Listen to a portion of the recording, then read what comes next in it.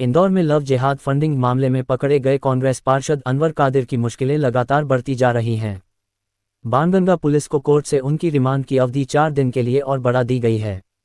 Police अब यह जानने की कोशिश कर रही है कि फरारी के दौरान उन्हें किस किस ने सहयोग किया और उन्होंने इस दौरान खर्च किए गए पैसों की व्यवस्था कहां से की।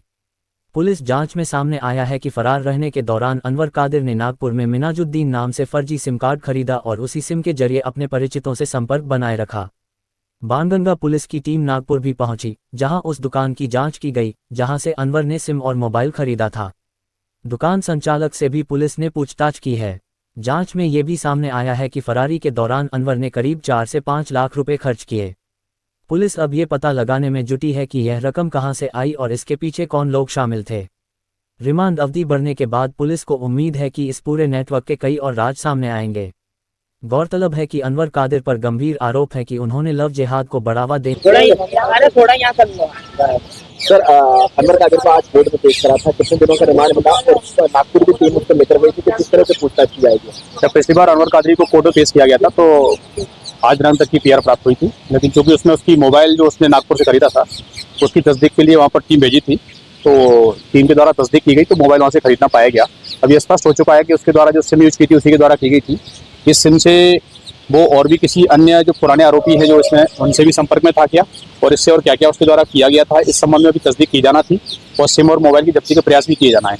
इस कारण से उसका पीआर लिया गया है और जो हमको 12 तारीख तक का न्यायालय स्वीकृत किया है। क्या बता रहा है, उसने कबूला है कि उसने इस तरह से पैसे दिए थे, अभी तक ये बात सामने नहीं है। अनवर कादरी की जो पूछताछ बताया गया है कि उसके द्वारा कैसे पैसा दिया गया, विवेचना में ये पाया गया कि उनके द्वारा कोई ऑनलाइन ट्रांजैक्शन तो नहीं हुए हैं, कैसी लेन देन हुआ है वह स्पष्ट तौर से स्वीकार नहीं कर रहा है, लेकिन चूंकि जो आरोपी के द्वारा बताया गया है और उसकी जिस प्रकार की शोहरत है उससे स्पष्ट हो रहा है कि उसके द्वारा ये पूरा कृत्य किया गया है और इसकी और बारीकी से जांच की जा रही है। सर अनवर कादिर को नागपुर लगे थे टीम, वहाँ पर कुछ किस तरह की तफ्तीश करी, कहाँ रुका था और कुछ जानकारी थी उसमें वहाँ पर? हाँ, अनवर कादरी जहाँ रुका था उस होटल की जानकारी प्राप्त की गई है, जहाँ से मोबाइल खरीदा था वहाँ से उसका बिल भी प्राप्त किया गया है और उसी जो मोबाइल खरीदा गया था उसी में वो दूसरी सिम यूज करके और अपनी आरोपी और इनके सब संपर्क में था। इसी की जांच के लिए उसकी पीआर की आवश्यकता थी, तभी पीआर बढ़ाई गई। सर ये जो सहयोगियों के नाम सामने आए, कौन लोग सहयोग कर रहे थे फरारी के दौरान, नेपाल तक इस तरह से भाग रहा?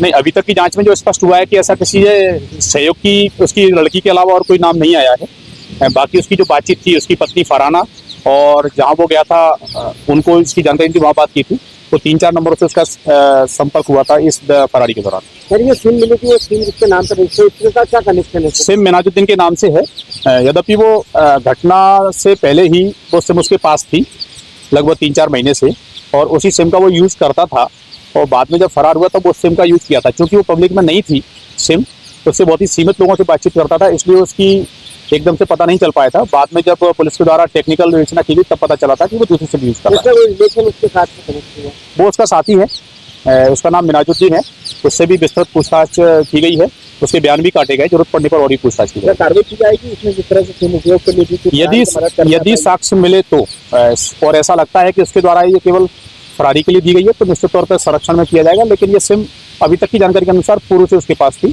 जो घटना दिनांक से काफी 3-4 महीने पहले से। सर फंडिंग को लेकर क्या कुछ फंडिंग कहाँ से आती थी, क्या जिस तरीके से इसको ट्रांजेक्शन करते थे कैश की बात सामने आई है, ऑनलाइन कोई ट्रांजेक्शन नहीं मिला है, फिर भी बहुत बारीकी से जो पूर्व में 2 आरोपी गिरफ्तार किए थे और अनवर कादरी, इनके बैंक स्टेटमेंट और फोन पे के डिटेल स्पष्ट की जा रही है। फरारी के दौरान कितना रुपया इसमें खर्च कर दिया विभिन्न जगहों पर रहने?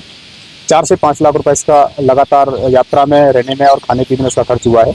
इस दौरान वो कई राज्यों में घूमता रहा, वहाँ से यहाँ पे जो उसकी पत्नी फराना थी वो भी साथ में थी और जब एंड में जब उसकी लड़की को संरक्षण में गिरफ्तार किया गया, बाकी लोगों से पूछताछ की गई तो वो सरेंडर हुआ।